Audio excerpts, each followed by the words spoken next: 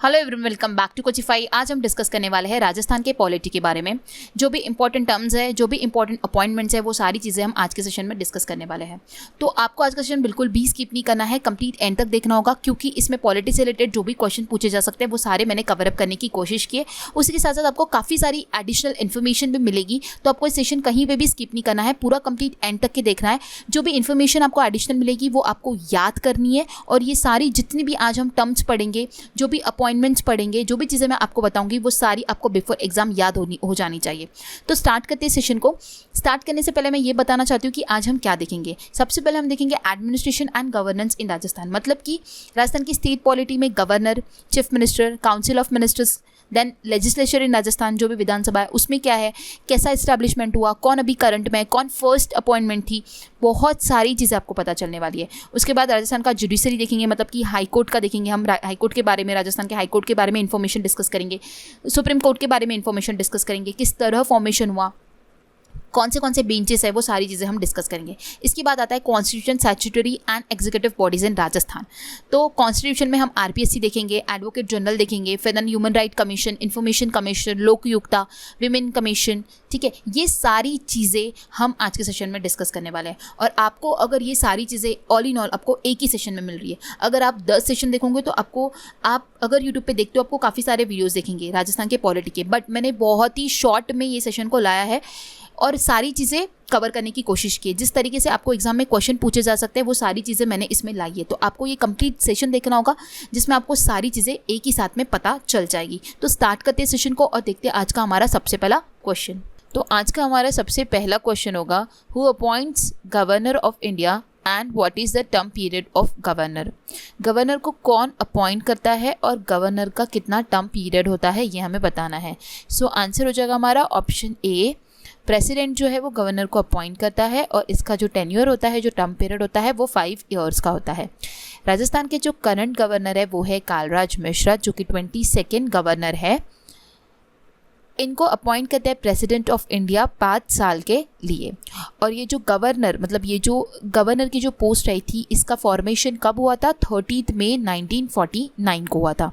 ठीक है, इसी के साथ आपको एक ध्यान में रखना है कि गवर्नर से पहले राज प्रमुख हुआ करते थे, जो कि मैंने आपको इंटीग्रेशन ऑफ राजस्थान का जो वीडियो पढ़ाया उसमें बताया था कि गवर्नर से पहले जो हुआ करते थे वो राज प्रमुख हुआ करते थे। ठीक है, सो जो राज प्रमुख थे पहले वो थे महाराजा मानसिंह II। देन आपको ये बात ध्यान में रखनी कि पहले गवर्नर कौन से थे राजस्थान के, तो वो थे गुरुमुख निहाल सिंह, जो कि राजस्थान के पहले गवर्नर थे, जो कि 1 नवंबर 1956 को अपॉइंट किए गए। एंड पहली फीमेल गवर्नर अगर पूछा गया तो आपका आंसर होगा प्रतिभा पाटिल, जो कि हमारी प्रेसिडेंट भी रह चुकी है। तो आपको गवर्नर से क्या क्या ध्यान में रखना है चीज़ें कि वो अभी करंट कौन से, कालराज मिश्रा है, जो कि 22nd है, जिसे प्रेसिडेंट अपॉइंट करता है 5 ईयर्स के लिए। उसके बाद पहले राज प्रमुख हुआ करते थे, तो वो थे महाराजा मानसिंह II। फर्स्ट गवर्नर है गुरुमुख निहाल सिंह। एंड अगर फर्स्ट विमेन गवर्नर पूछा तो आंसर हो जाएगा आपका प्रतिभाताई पाटिल। ठीक है, बढ़ते हैं आगे। नेक्स्ट क्वेश्चन होगा हमारा question number 2। On what chronological number does Ashok Gehlot has been appointed as the CM of Rajasthan. Rajasthan के जो सीएम हैं अशोक गहलोत, ये कौन से नंबर के सीएम है, ये पूछा जा रहा है। सो आंसर हो जाएगा 14th। ये 14th नंबर के सीएम है राजस्थान के। अब अगर पहले चीफ मिनिस्टर पूछा गया राजस्थान का, सो आंसर हो जाएगा हीरालाल शास्त्री, जिनका पिक्चर आपको नज़र आ रहा होगा। ये राजस्थान के पहले सीएम थे, जो कि 7 अप्रैल 1949 को अपॉइंट हुए। एंड अशोक गहलोत जो है वो इंडियन नेशनल कांग्रेस पार्टी से बिलोंग करते हैं। ठीक है, अगर पहली फीमेल चीफ मिनिस्टर पूछा गया तो आंसर हो जाएगा वसुंधरा राजे सिंधिया। ये थी पहली विमेन चीफ मिनिस्टर राजस्थान की। ठीक है, और चीफ मिनिस्टर को कौन अपॉइंट करता है? गवर्नर अपॉइंट करता है। जो भी चीफ मिनिस्टर बनता है, मुख्यमंत्री बनता है, उसे राज्यपाल अपॉइंट करता है। एंड अशोक गहलोत जो कि सीएम है राजस्थान के, उनकी कॉन्स्टिट्यूएंसी अगर पूछी गई तो वो हो जाएगा जोधपुर, सरदारपुरा से, जोधपुर से ये बिलोंग करते हैं। नेक्स्ट क्वेश्चन है question number 3। Which of the following chief minister of Rajasthan is called the creator of modern Rajasthan. Rajasthan के कौन से चीफ मिनिस्टर थे जिन्हें क्रिएटर ऑफ मॉडर्न राजस्थान बोला गया? तो वो थे ऑप्शन ए मोहनलाल सुखाड़िया, ये सीएम थे राजस्थान के 17 ईयर्स के लिए, तो इन्हें क्रिएटर ऑफ मॉडर्न राजस्थान से नवाजा गया। ये 1954 से 1971 तक राजस्थान के सीएम रह चुके हैं। नेक्स्ट क्वेश्चन है question number 4। Which of the following president rule lasted the longest in Rajasthan? Rajasthan में कौन से नंबर का प्रेसिडेंट रूल जो था जो लंबे समय तक था, ये पूछा जा रहा है। सो आंसर हो जाएगा ऑप्शन डी 4, जब चौथी बार प्रेसिडेंट रूल लगा था, जो कि 354 डेज के लिए था। आपको ये चार्ट में नज़र आ रहा होगा। पहला जो प्रेसिडेंट रूल लगा था वो 1967 में लगा था, डेट के साथ मेंशन है और डेज भी मेंशन है, तो वो कुछ 44 डेज़ के लिए लगा था। ठीक है, सेकेंड जो था वो 54 डेज़ के लिए लगा था, जो कि 77 टू 77 तक लगा था। 1977 से लेके 21/6/1977 तक लगा था 54 डेज़ के लिए। थर्ड 111 डेज़ के लिए लगा था एंड फोर्थ जो था वो 354 डेज़ के लिए लगा था। ठीक है, जब प्रेसिडेंट रूल लगता है तब क्या होता है कि काउंसिल ऑफ मिनिस्टर जो है वो डिसॉल्व हो जाते हैं और चीफ मिनिस्टर की पोस्ट जो रहती है वो वैकेंट रहती है। इसका मतलब होता है प्रेसिडेंट रूल, जहाँ पे प्रेसिडेंट का अधिकार चलता है। ठीक है, नेक्स्ट क्वेश्चन है question number 5। According to the constitution of India, the council of minister in a state shall not exceed dash percentage of the total number of members of legislative assembly of that state. यहाँ पे बोला जा रहा है according to constitution of India, जो council of minister होते हैं state के, वो कितने परसेंटेज से ज़्यादा नहीं होने चाहिए लेजिस्लेटिव असेंबली के। तो आंसर हो जाएगा आपका 15% से वो ज़्यादा नहीं होने चाहिए। किसके? लेजिस्लेटिव असेंबली के। अब अगर पर्टिकुलर स्टेट हम राजस्थान की बात करते हैं तो राजस्थान में जो लेजिस्लेटिव असेंबली है, मतलब कि जो विधानसभा है, उसके मेंबर्स है 200। अगर हम 200 का 15% लेते तो वो कितना हो जाएगा? 35। मतलब कि जो काउंसिल ऑफ मिनिस्टर्स है वो 35 से ज़्यादा नहीं होने चाहिए। बट अगर आपको ये बोला गया कि मिनिमम कितने होने चाहिए, तो मिनिमम 12 भी होने चाहिए इंक्लूडिंग सीएम। ठीक है, मिनिमम नंबर 12 होने चाहिए and maximum up to 15% of the legislative assembly. अब ये बात किसकी की जा रही थी? सिर्फ और सिर्फ स्टेट की बात की जा रही थी। बट अगर आपको पूरे इंडिया की काउंसिल ऑफ मिनिस्टर की बात की जाएगी तो आप क्या बोलोगे कि शैल नॉट एक्सेड 15% ऑफ द क्या हो गए? लोकसभा के मेंबर्स। स्टेट में लेजिस्लेटिव असेंबली के होते हैं और ऑल इन ऑल पूरे इंडिया की बात की जाती है, तो तब आएगा लोकसभा की जो सीट्स होती है उसके 15% से ज़्यादा नहीं होने चाहिए। मैंने आपको दोनों बातें क्लियर की। अब काउंसिल ऑफ मिनिस्टर क्या होता है? काउंसिल ऑफ मिनिस्टर में आते हैं cabinet ministers, minister of state independent charge, deputy minister, ministry of state. आपको पता ही होगा कैबिनेट मिनिस्टर्स होते हैं, फिर इंडिपेंडेंट चार्ज होते हैं उन्हीं के, और उन्हीं के मिनिस्टर ऑफ स्टेट होते हैं। तो इन सबको मिला के बनता है काउंसिल ऑफ मिनिस्टर। ठीक है, और ये क्या करते हैं? ये अपनी ये सलाह देते हैं राष्ट्रपति को। डिफरेंट जो भी विभिन्न मामले होते हैं उसके ऊपर ये राष्ट्रपति को अपनी सलाह देते हैं और सरकार चलाने में प्रधानमंत्री की सहायता के लिए ये अपना योगदान देते हैं। ठीक है, तो आपको ये ध्यान में रखना होगा। बढ़ते हैं आगे। नेक्स्ट आपको मैं ये बताना चाहती हूँ कि कैबिनेट क्या होता है। कैबिनेट आपको पता ही होगा, cabinet is a smaller body of the council of minister. मतलब काउंसिल ऑफ मिनिस्टर में क्या आता है? कैबिनेट आता है। It consist of most of the important minister in the state of council of minister. It is most powerful authority in state administration. All the important decisions of the state administration are taken by the cabinet and the decisions of the cabinet are binding upon the council of the minister.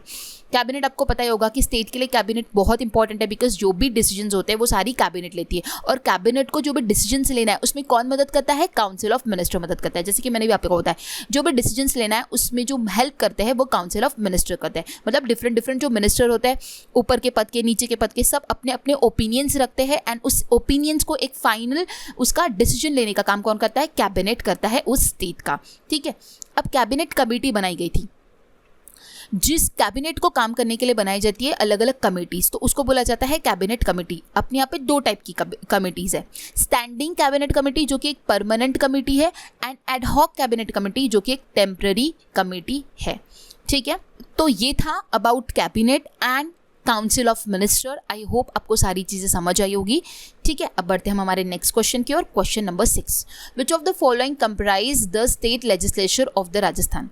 Rajasthan का जो state legislature है उसके अंदर क्या आता है, तो उसके अंदर आता है लेजिस्लेटिव असेंबली एंड गवर्नर, मतलब कि सिर्फ विधानसभा है वहाँ पर, और राज्यपाल। ऑप्शन बी इसका करेक्ट आंसर हो जाएगा। यहाँ पे लेजिस्लेटिव काउंसिल नहीं है, मतलब कि विधान परिषद जो होता है वो राजस्थान में नहीं है, आपको ये ध्यान में रखना होगा। और लेजिस्लेटिव असेंबली की सीट कितनी है, 200 है। सिर्फ और सिर्फ विधानसभा और राज्यपाल इन दोनों को मिला के बनाया है लेजिस्लेचर ऑफ राजस्थान।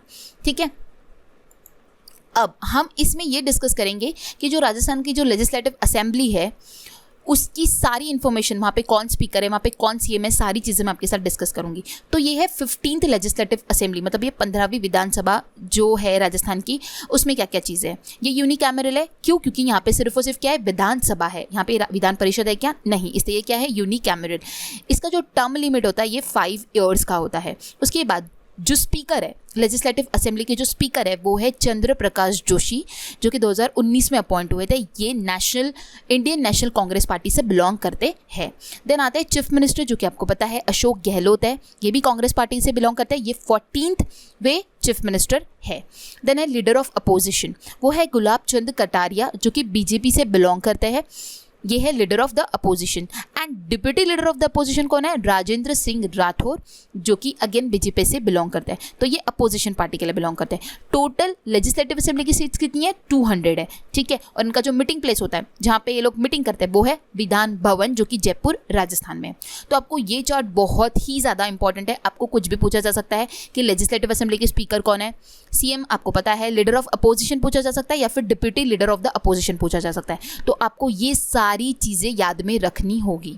और अगर आपको पूछा गया कि पहली फीमेल एमएलए कौन थी राजस्थान की, तो वो थी यशोदा देवी, ये आपको ध्यान में रखना है। पहली female MLA of Rajasthan Yashoda Devi थी। ठीक है, आई होप आपको लेजिस्लेटिव असेंबली जो मैंने एक्सप्लेन किया उसके बारे में ये सारी चीज़ें समझ आई होगी। ठीक है, नेक्स्ट आता है question number 7, in which assembly election the number of members of the Rajasthan legislative assembly was increase from 184 to 200। अभी जो विधानसभा के जो राजस्थान के मेंबर्स है वो 200 है, तो वो 184 से 200 जो हुए वो कौन से नंबर के असेंबली में उन्हें 184 से 200 बनाया गया, तो उसका आंसर हो जाएगा 6th। अब मैं आपके साथ सारी एक्सप्लेन करूंगी। जो 6th असेंबली थी उसमें जो राजस्थान लेजिस्लेटिव असेंबली थी वो 184 मेंबर से 200 हो गए थे। सबसे पहला जब राजस्थान का असेंबली हुआ था 52 से 57 के बीच में, 31 मार्च 1952 को, तब उस टाइम पे जो स्ट्रेंथ थी राजस्थान की लेजिस्लेटिव असेंबली की वो थी 160। ठीक है, फिर जब मर्जर हुआ अजमेर स्टेट का तब वो 190 कर दी गई थी 1956 में। लेकिन जब सेकेंड और थर्ड लेजिस्लेटिव के जब असेंबली हुई थी उस टाइम पे वो जो स्ट्रेंथ फिर से 176 हो गई थी। ठीक है, और 4th और 5th के टाइम पे 184 मेंबर्स हो गए थे। और फिर उसके बाद जो 200 स्ट्रेंथ है वो 6 जब लेजिस्लेटिव असेंबली हुई उसके बाद जो स्ट्रेंथ थी वो 200 हो गई थी। तो आपको ये जो इन्फॉर्मेशन है ये ध्यान में रखनी होगी। आपको अगर बहुत ही डेप्थ में गए तो आपको कुछ भी पूछा जा सकता है कि फर्स्ट राजस्थान की जो लेजिस्लेटिव असेंबली हुई थी उस टाइम पे कितने मेंबर्स थे, तो उस टाइम पे थे 160 मेंबर्स। ठीक है, बट अगर आपको बोला कि जब मर्जर हुआ तब कितने थे, तो जब मर्जर हुआ तब 190 मेंबर्स थे। फिर आपको सेकेंड, थर्ड, फोर्थ, फिफ्थ कुछ भी पूछा जा सकता है, आपके लिए सारी इन्फॉर्मेशन गिवन है, तो आपको ये सब कुछ ध्यान में रखना होगा। ठीक है, मैंने यहाँ पे फाइनल डाला क्योंकि मुझे फाइनल इंपॉर्टेंट लगा कि जब फाइनल मर्जर हुआ मतलब 184 से जो 200 मेंबर्स हुए जो कि अभी एट प्रेजेंट है, तो वो कब हुए, वो 6th जब लेजिस्लेटिव असेंबली हुई उस टाइम पे हुए 1977 से 80 के बीच में। ठीक है, बढ़ते आगे। अब ये कुछ इंपॉर्टेंट इन्फॉर्मेशन है आपके लिए, ऐसी इंपॉर्टेंट इन्फॉर्मेशन आपको क्वेश्चन के बीच में मिलती रहेगी। सबसे पहला है ये administration of oath of office, मतलब जो भी एडमिनिस्ट्रेशन होता है, जैसे प्रेसिडेंट बनता है, वाइस प्रेसिडेंट बनता है, जो भी चीज़ें अपॉइंट की जाती है हमारे इंडिया में, तो उसकी ओथ कौन लेता है। जैसे प्रेसिडेंट अपॉइंट होता है तो उसकी ओथ कौन लेता है, चीफ जस्टिस ऑफ इंडिया। ठीक है, जो भी हमारा इंडिया का चीफ जस्टिस है वो इनकी ओथ लेता है। ठीक है, शपथ ग्रहण का समारोह कौन लेता है, चीफ जस्टिस ऑफ इंडिया, किसका, प्रेसिडेंट का, ये ध्यान में रखना होगा। वाइस प्रेसिडेंट जब भी अपॉइंट होता है तो वो कौन करता है, प्रेसिडेंट करता है। ठीक है, देन जज, सुप्रीम कोर्ट का जज, वो भी कौन करता है, प्रेसिडेंट करता है। गवर्नर का भी कौन करता है, ओथ प्रेसिडेंट करता है। Minister in union council of minister, उनका भी कौन करता है? प्रेसिडेंट करता है। Controller and auditor general of India का कौन करता है? प्रेसिडेंट करता है।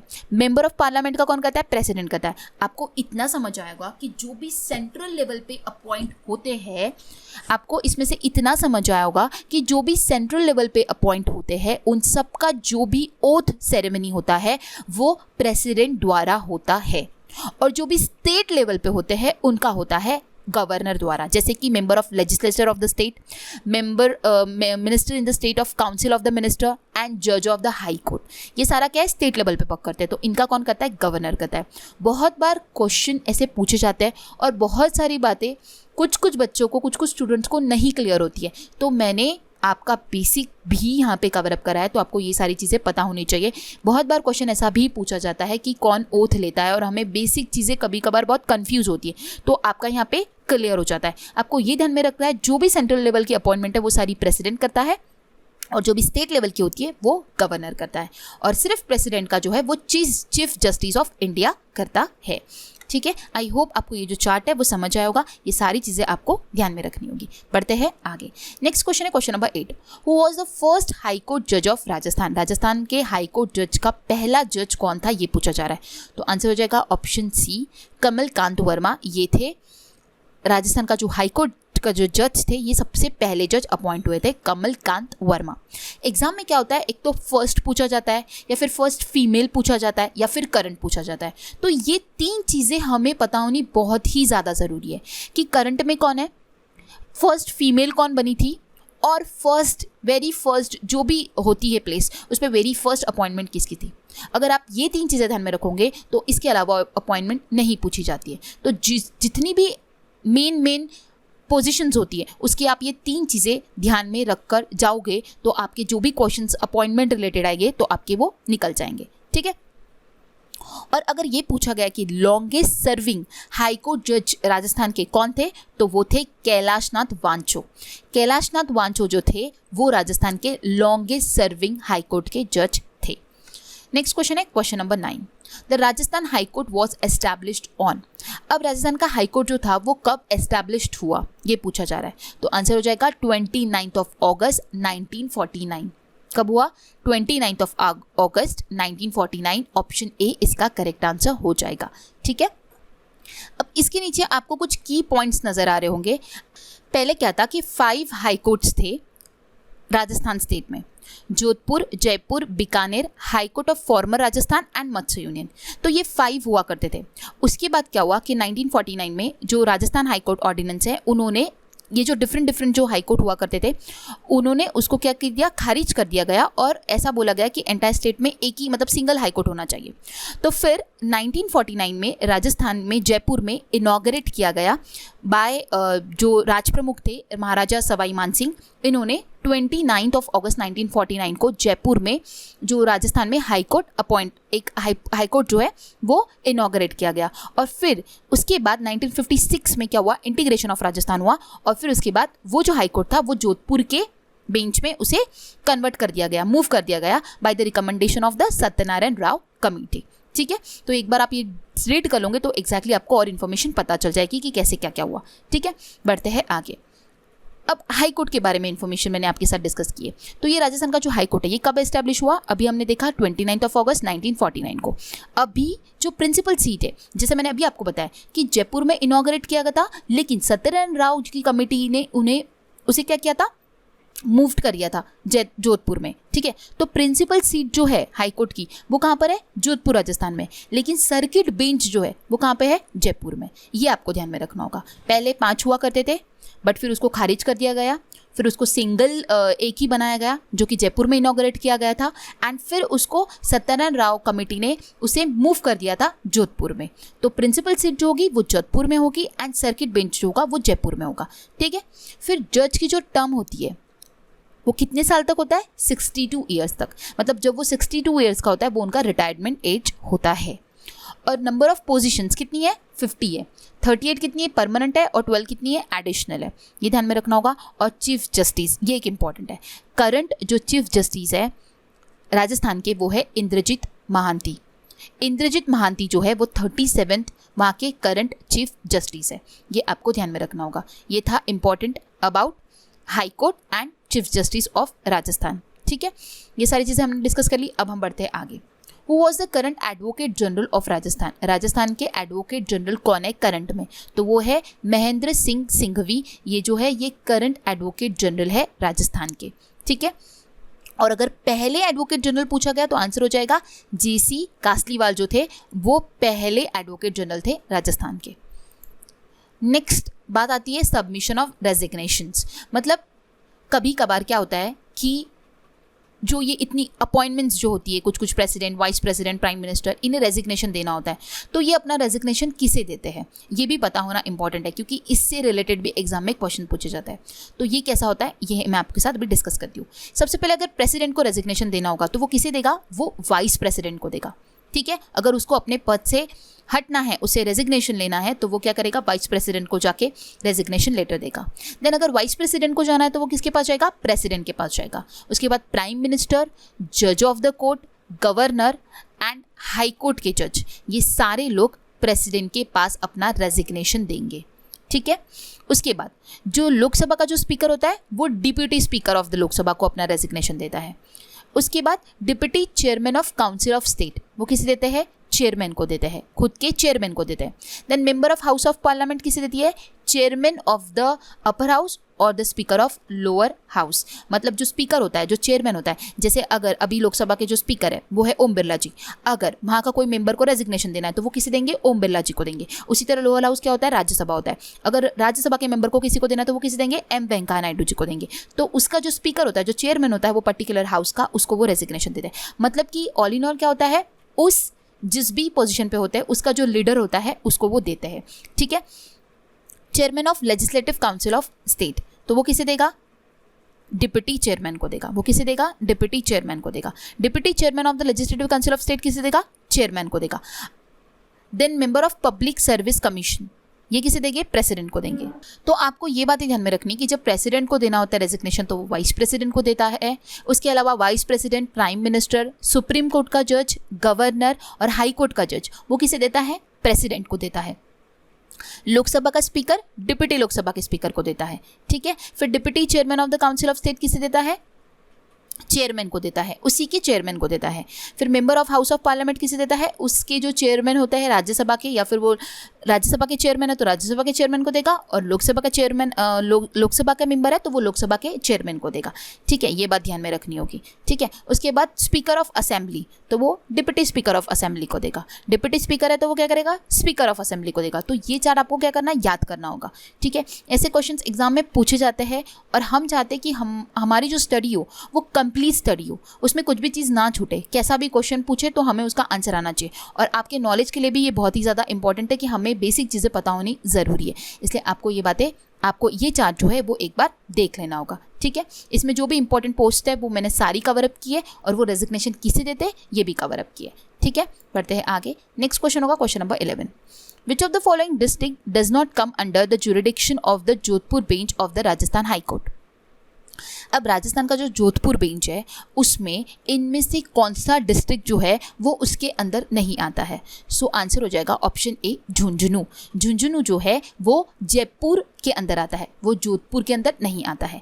जैसे कि मैंने आपको बताया, ये आपको चार्ट नज़र आ रहा होगा, ये हमारा जो राजस्थान स्टेट है उसमें दो बेंचेस है, एक जोधपुर बेंच है और एक जयपुर बेंच है। जोधपुर के अंदर कौन से आते हैं ये सारी लिस्ट मैंने यहाँ पे मेंशन कर दी है, और जयपुर के अंदर कौन से आते हैं ये लिस्ट कर दिए। दोनों में से आपको कोई तो भी एक लिस्ट को ध्यान में रखना होगा, उसके अलावा जो होंगे वो उसके हो जाएंगे। तो आप जयपुर में काम है तो वो ध्यान में रख लीजिए, अजमेर, अलवर, बारा, Bharatpur, Bundi, Dausa, Dholpur, Jaipur, Jaipur metro, Jhalawar, Jhunjhunu, Karauli, Kota, Sawai Madhopur, seeker and Tonk, ये जो आते हैं ये जयपुर बेंच में आते हैं। इसके अलावा जो भी रहेंगे वो जोधपुर बेंच में आएंगे। तो आपको क्वेश्चन इस तरह ही पूछा जा सकता है जैसा मैंने आपके साथ एक्सप्लेन किया कि झुंझुनू जो है वो कौन से बेंच में आता है, वो जयपुर बेंच में आता है। ठीक है, नेक्स्ट जो इन्फॉर्मेशन हम डिस्कस करेंगे अबाउट आर्टिकल, ये कुछ इंडियन कॉन्स्टिट्यूशन के जो आर्टिकल है जो कि इंपॉर्टेंट है, एग्जाम में पूछे जाते हैं, तो आपको ये ध्यान में रखना होगा। आर्टिकल 12 से लेके 35 तक वो जो बताता है वो बताता है फंडामेंटल राइट्स, ठीक है, इसके बारे में बताता है। देन 36 to 51 जो है वो बताता है directive principle of the state policy. 51A बताता है fundamental duties of every citizen. Then article 80 बताता है number of seats for the Rajya Sabha. 81 बताता है number of seats for the Lok Sabha. 343 बताता है Hindi as a official language. 356 imposition of the president rule. 368 बताता है अमेंडमेंट टू द कॉन्स्टिट्यूशन। 370 बताता है special status to the Kashmir and 395 बताता है repeals India independence act and government of Indian act 1935। तो ये कुछ इंपॉर्टेंट आर्टिकल्स है जो कि आपको ध्यान में रखने होंगे। इसके अलावा जो भी आर्टिकल से रिलेटेड क्वेश्चंस है वो मेरे आने वाले जो भी मिक्स्ड क्वेश्चंस होंगे उसमें मैं कवर अप कराऊंगी, लेकिन आपको ये ध्यान में रखने होंगे। ठीक है, बढ़ते हैं आगे। नेक्स्ट क्वेश्चन है question number 12। Who was the first chairman of Rajasthan state public service commission. Rajasthan का जो पब्लिक सर्विस कमीशन है उसके पहले चेयरमैन कौन थे ये पूछा जा रहा है। तो ऑप्शन सी इसका करेक्ट आंसर हो जाएगा। एस.के. घोष जो थे वो Rajasthan state public service commission के पहले चेयरमैन थे। अब राजस्थान पब्लिक सर्विस कमीशन को बोला जाता है राजस्थान लोकसभा आयोग। ठीक है, ये कब फॉर्म्ड हुआ? ये 20 अगस्त 1949 को फॉर्म्ड हुआ। हेडक्वार्टर जो है इसका अजमेर के घुघरा घाटी में है एंड करंट चेयरमैन यहाँ के है भूपेंद्र यादव। तो आपको ये ध्यान में रखना होगा।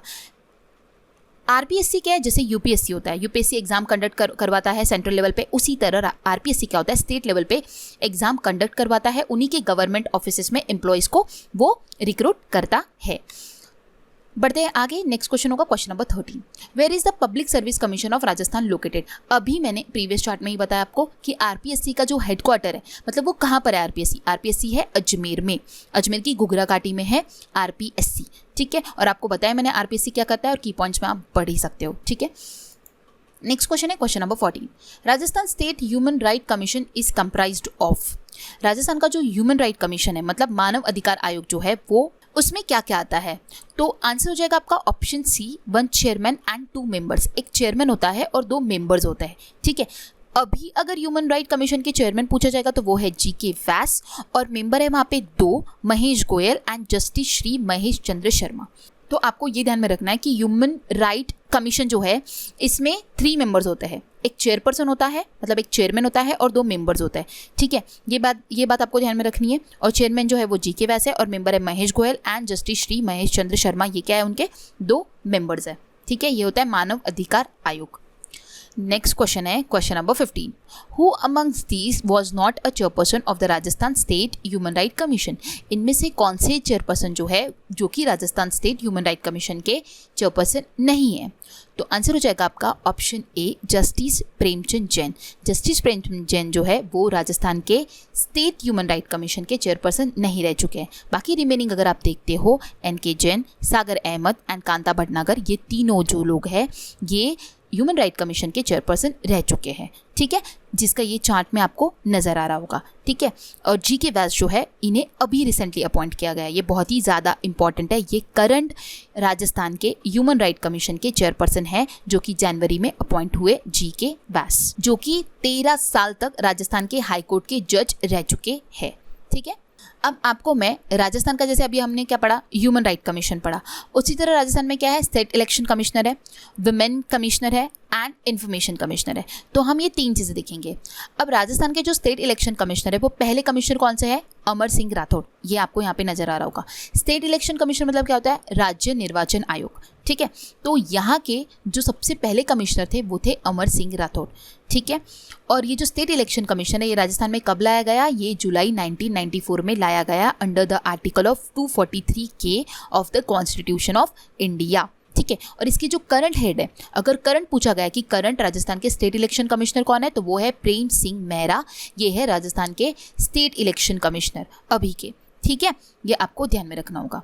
और स्टेट इलेक्शन कमिश्नर क्या करता है? ये पंचायती राज और जो भी म्युनिसिपल बॉडीज है इनके लिए इलेक्शन वो क्या करवाता है? हेल्ड करवाता है, इनके लिए वो इलेक्शन करवाता है। ठीक है, देन है Rajasthan women commissioner. Rajasthan women commissioner क्या है? इसमें कांता काथुरिया ये जो थी ये पहली विमेन कमिश्नर रह चुकी है, मतलब कि पहली first commissioner of the Rajasthan women commission की ये पहली कमिश्नर थी कांता काथुरिया। और लास्ट चेयरपर्सन कौन थे? श्रीमती सुमन शर्मा। लास्ट मतलब कि अभी फिलहाल जो करंट प्लेस है वो वैकेंट है, लेकिन अगर आपको पूछा गया कि राजस्थान की लास्ट वुमेन कमिश्नर कौन रह चुकी तो वो थी सुमन शर्मा। ठीक है, और इसे कब लाया गया? इसे 15 मई 1999 को लाया गया। ये एक्ट को कब लाया गया? 15 मई 1999 को लाया गया। और इसका ऑब्जेक्टिव क्या था? To redress the grievances of the suffering women across the state of Rajasthan, to safeguard the interest of the women across the state. मतलब उस स्टेट की विमेन के लिए जो भी सफ़र कर रही है, फिर जो भी उनको प्रॉब्लम्स है, उनके प्रॉब्लम्स को सॉल्व करने के लिए ये जो एक्ट है ये लाया गया। ठीक है, तो इसका एस्टैब्लिशमेंट कब हुआ, इसकी फर्स्ट कमिश्नर कौन थी, लास्ट कौन थी, ये सारी चीज़ें मैंने आपके साथ डिस्कस की। आई होप आपको ये समझा होगा। बढ़ते आगे, नेक्स्ट है राजस्थान स्टेट इन्फॉर्मेशन कमिश्नर। अब इन्फॉर्मेशन कमिश्नर के जो पहले कमिश्नर रह चुके हैं वो है MD कोरानी। ठीक है, तो MD कोरानी जो थे वो पहले इन्फॉर्मेशन कमिश्नर के कमिश्नर थे, और करंट अगर पूछा गया तो ये अक्टूबर 2020 में अपॉइंट हुए हैं देवेंद्र भूषण गुप्ता। ठीक है, तो ये बहुत ही ज़्यादा इंपॉर्टेंट हो जाता है। देवेंद्र भूषण गुप्ता जो है वो राजस्थान स्टेट इन्फॉर्मेशन कमिश्नर के करंट कमिश्नर है। और इसे कब लाया गया? इसे 18 अप्रैल 2006 को लाया गया। जो राजस्थान इन्फॉर्मेशन कमिश्नर है उससे लाया गया 18 अप्रैल 2006 को लाया गया। RIC क्या करता है? जब भी हमें पब्लिक इन्फॉर्मेशन ऑफिसर से इन्फॉर्मेशन नहीं पता चल रही है, तो जब उस समय पे जो हमें मदद करता है वो होता है RIC। ठीक है, राजस्थान स्टेट इन्फॉर्मेशन कमिश्नर। ये कमिश्नर क्या करता है? हमें जो भी कंप्लेंट की जाती है उस वो कंप्लेंट को रिसीव करता है और वो इन्फॉर्मेशन निकालने की कोशिश करता है। ठीक है, तो जब PIO वर्क नहीं करेगा तब RIC वर्क करेगा। और कब ये काम करता है? जब अगर हम पब्लिक इन्फॉर्मेशन ऑफिसर अगर अपॉइंटेड ही नहीं है तब भी RIC वर्क करता है, या फिर पब्लिक इन्फॉर्मेशन ऑफिसर जो है वो मना कर देता है, वो हमें इन्फॉर्मेशन देने से मना कर देता है, तो तब जब हमें जो मदद करता है वो होता है RIC। ठीक है, आई होप आपको समझ आया होगा। फर्स्ट RIC कौन है, करंट कौन है और इसे कब एस्टैब्लिश किया गया था, ये सारी चीज़ें भी आपको ध्यान में रखनी होगी। तो बढ़ते हैं हम आगे। नेक्स्ट है minimum as limit for all important government post. जितनी भी इंपॉर्टेंट गवर्नमेंट पोस्ट है उसके लिए कितनी मिनिमम एज लिमिट और आर्टिकल, ये बहुत ही ज़्यादा इंपॉर्टेंट पेज है। आपको ये सारी चीज़ें पता होना बहुत ही ज़्यादा ज़रूरी है, क्योंकि एग्जाम में ऐसे क्वेश्चन बनते हैं। मैंने सारी जो भी इंपॉर्टेंट गवर्नमेंट पोस्ट है वो एक ही पेज पे आपके लिए ला दी है। ठीक है, सबसे पहले बात आती है प्रेसिडेंट। तो तीन जो भी कॉम्बिनेशंस में वो कॉम्बिनेशंस में हम बात करेंगे। President, vice president and governor, इन तीनों लोगों की अगर अपॉइंटमेंट हमें बनना है सपोज, तो हमें हमारी मिनिमम एज लिमिट कितनी होनी चाहिए? 35 ईयर्स होनी चाहिए। कितनी होनी चाहिए? 35 ईयर्स। अब प्रेसिडेंट जो आता है वो कौन से आर्टिकल के अंदर में आता है? आर्टिकल 1 सबसेक्शन 1B के अंदर में आता है। Then vice president article 66 3B के अंदर में आता है। एंड गवर्नर कहाँ पे आता है? आर्टिकल 157 के तहत आता है। तो ये बातें हो गई about president, vice president and governor. Then आता है minimum age for the election of MP and MLA। ठीक है, MP और MLA के लिए जो आपकी मिनिमम एज लिमिट होनी चाहिए वो होनी चाहिए 25 ईयर्स। ठीक है, जो लोकसभा का MP जो आता है वो आर्टिकल 84B के अंदर आता है, और MLA जो आता है वो आता है आर्टिकल 173B में। देन आता है minimum age election for MP Rajya Sabha. मतलब राज्यसभा का अगर MP बनना है, जैसे लोकसभा का MP का तो 25 ईयर्स था, तो राज्यसभा का अगर बनना है तो 30 ईयर्स प्लस MLC बनना है। ठीक है, तो कितना चाहिए? 30 ईयर्स। राज्यसभा का जो MP है वो आता है आर्टिकल 84B के तहत, और MLC जो आता है वो आर्टिकल 173B के अंदर में आता है। तो MLC मतलब क्या होता है? Member of legislative council. And MLA मतलब क्या होता है? मेंबर ऑफ लेजिस्लेटिव असेंबली, मतलब राज्यसभा। MLA मतलब विधानसभा, एंड MLC मतलब विधान परिषद। तो विधान परिषद के लिए कितनी ईयर्स होने चाहिए? 30 ईयर्स होने चाहिए। देन आता है upper age limit for appointment as a जज ऑफ सुप्रीम कोर्ट। अगर सुप्रीम कोर्ट का अगर जज बनना है तो अपर एज लिमिट कितनी होनी चाहिए? 65 ईयर्स। एंड उसी तरह upper age limit for the appointment as a member of union commission, तो उसके लिए भी कितनी होनी चाहिए? 65 ईयर्स। और इनका आर्टिकल क्या है? सुप्रीम कोर्ट का 124(2) एंड यूनियन कमीशन का कितना है? 316(2). Then upper age limit for the जज ऑफ द हाई कोर्ट के लिए 62 ईयर्स अपर एज लिमिट होती है, एंड स्टेट कमीशन के लिए होती है 62 ईयर्स। तो ये आता है 316(2) के अंदर ही आता है, ये भी स्टेट कमीशन भी। यूनियन कमीशन और स्टेट कमीशन दोनों भी 306 सबसेक्शन 2 के अंदर आता है।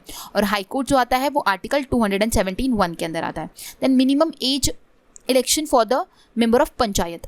पंचायत के लिए कितनी एज होनी चाहिए? मिनिमम 21 ईयर्स होनी चाहिए। एंड म्यूनसिपैलिटी के लिए कितनी होनी चाहिए? 21 ईयर्स होनी चाहिए। और इनका जो आर्टिकल है वो गिवन है 243(f)(1)(a) एंड 243(v)(1)(a). तो आपको इनके आर्टिकल्स और इनकी जो मिनिमम एज है ये पता होना बहुत इंपॉर्टेंट है। ठीक है, इसमें सारी इंपॉर्टेंट जो भी गवर्नमेंट पोस्ट है उसके बारे में सारी इंफॉर्मेशन है। ठीक है, नेक्स्ट क्वेश्चन है question number 16। In which of the following year Rajasthan state administrative reform committee was setup. कौन से साल में Rajasthan state administrative reform committee को सेटअप किया गया? तो आंसर हो जाएगा आपका ऑप्शन ए 1962। 1962 में इसे सेटअप किया गया to improve working efficiency of a government officers की वर्किंग एफिशिएंसी को इम्प्रूव करने के लिए इसे सेटअप किया गया। अब पहला एडमिनिस्ट्रेटिव रिफॉर्म कमीशन कब आया था? 5 जनवरी 1966 को आया था। और सेकेंड कब आया था? 5 अगस्त 2005 को। ठीक है, ये आपको ध्यान में रखना होगा। नेक्स्ट क्वेश्चन है question number 17। Who is the present Lokayukta of Rajasthan? Rajasthan के प्रेजेंट के लोकयुक्ता कौन है? सो आंसर हो जाएगा ऑप्शन ए, प्रताप कृष्ण लोहरा। ये बहुत ही ज़्यादा इंपॉर्टेंट है। प्रताप कृष्ण लोहरा जो है वो करंट राजस्थान के लोकयुक्ता है। ठीक है, ये बहुत ही ज़्यादा इंपॉर्टेंट है, आपको ध्यान में रखना होगा क्योंकि ये रिसेंट की न्यूज़ है। इन्हें फरवरी में अपॉइंट किया था राजस्थान के जो गवर्नर है कालराज मिश्रा, उन्होंने इनको लोकयुक्ता ऑफ राजस्थान अपॉइंट किया था। ठीक है, अब हम देखेंगे लोकपाल क्या होता है और लोकयुक्ता क्या होता है।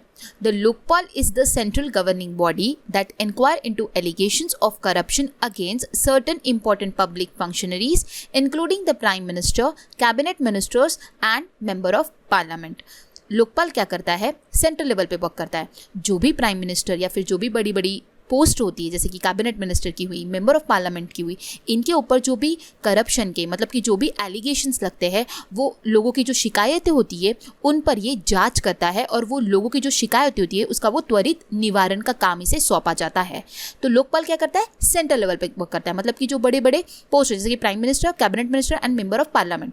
बट वही लोकयुक्ता क्या करता है? स्टेट लेवल पे वर्क करता है, मतलब स्टेट में होने वाले जितनी भी अपॉइंटमेंट्स होगी, जितनी भी पोस्ट होंगी, उनके ऊपर जो भी करप्शन होगा, जो भी एलिगेशंस होंगे लोगों के, उनकी शिकायतों की वो जांच पड़ताल करेगा और उसका वो निवारण करेगा। ठीक है, तो ये होता है लोकपाल और लोकयुक्ता। समझ आया?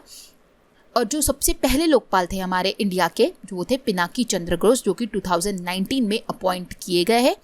एंड अभी हमने क्या डिस्कस किया? लोकयुक्ता। राजस्थान के लोकयुक्ता कौन अपॉइंट हुए हैं? प्रताप कृष्ण लोहरा जो है वो राजस्थान के लोकयुक्ता अपॉइंट हुए, जो भी स्टेट लेवल पे वर्क करेंगे।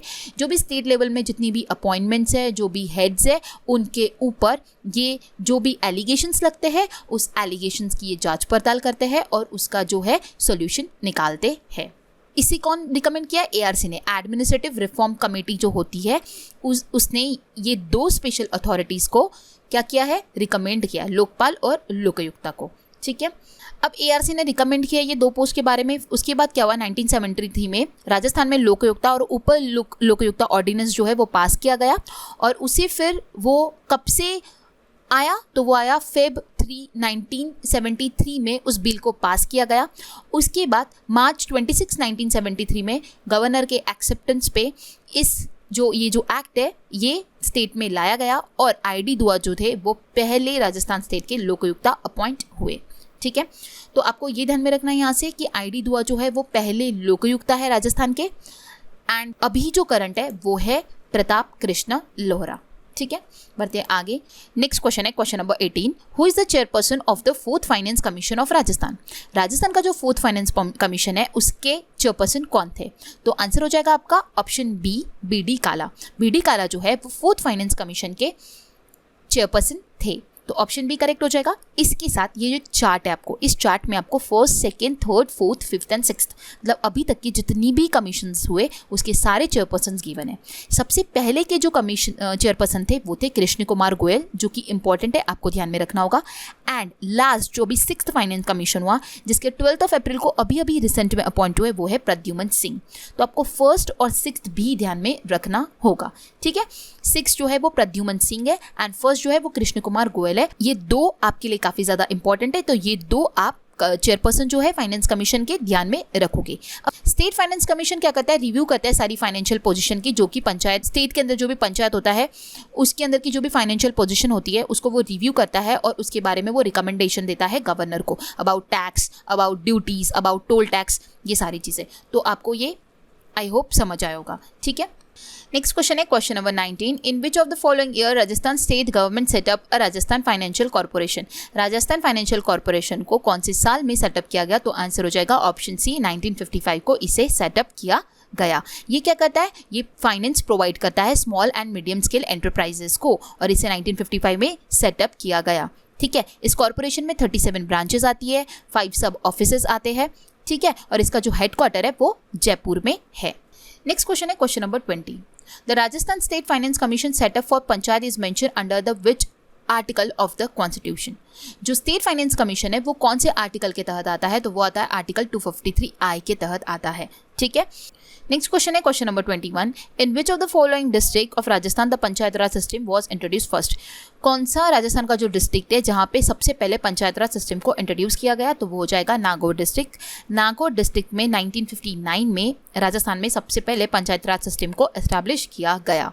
ठीक है, लोकल गवर्नमेंट क्या करती, local government consist of panchayati raj institution for the rural areas and municipalities और urban local bodies for urban areas. मतलब रूरल लोगों के लिए क्या होता है, पंचायती राज इंस्टीट्यूशन होता है, एंड अर्बन के लिए होता है म्यूनसिपैलिटीज और अर्बन लोकल बॉडीज। ठीक है, नेक्स्ट क्वेश्चन है question number 22, how many Lok Sabha members are elected in parliament from the Rajasthan.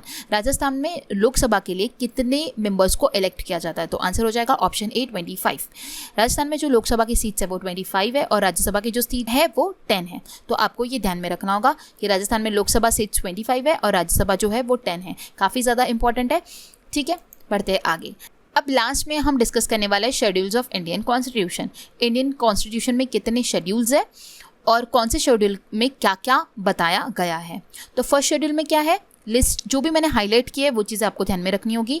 List of states and union territories and there territories, यह आता है फर्स्ट शेड्यूल के अंदर। सेकेंड शेड्यूल में क्या आता है, content provision as to president, governor, state speakers, ठीक है, सारी पोस्ट्स के नाम लिखे हुए। थर्ड शेड्यूल के अंदर क्या आता है, ओथ और अफर्मेशंस। फोर्थ में आता है allocation of seats in the council of state. Fifth में आता है administration and control of schedule areas and schedule tribes. Sixth schedule में आता है provision to the administration of tribal areas in the state of Assam, Meghalaya, Tripura and Mizoram. Seventh में आता है union list, state list and concurrent list. Eighth schedule में आता है recognised language. Ninth में आता है validation of certain acts and regulations. 10th schedule में आता है disqualification on ground of defection. 11th में आता है power, authority and responsibility of panchayat and 12th schedule में आता है power, authority and responsibility of municipality. अगर आपको ये सारे 12 शेड्यूल्स को याद में रखना होगा तो आपको ये जो एक मैंने शॉर्ट ट्रिक बताई है ये ट्रिक आपको ध्यान में रखनी होगी। काफ़ी सारे लोगों को ये पता होगा, टीयर्स ऑफ ओल्ड पीएम ये शॉर्ट फॉर्म है।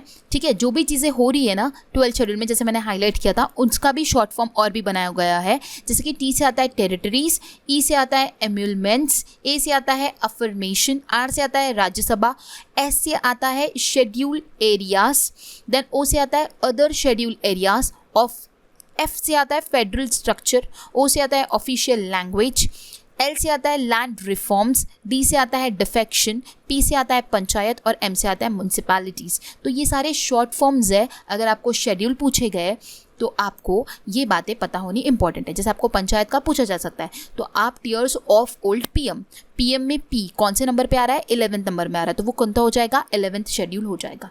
ठीक है, जैसे आप काउंट करके भी बता सकते हो या फिर आप ये टेक्निक से आप सारे शेड्यूल्स को याद रख सकते हो। तो ये था आज का सेशन हमारा, जिसमें आज हमने पॉलिटी के कुछ इंपॉर्टेंट क्वेश्चंस को डिस्कस किए, साथ ही साथ कुछ एडिशनल इन्फॉर्मेशन को डिस्कस किया।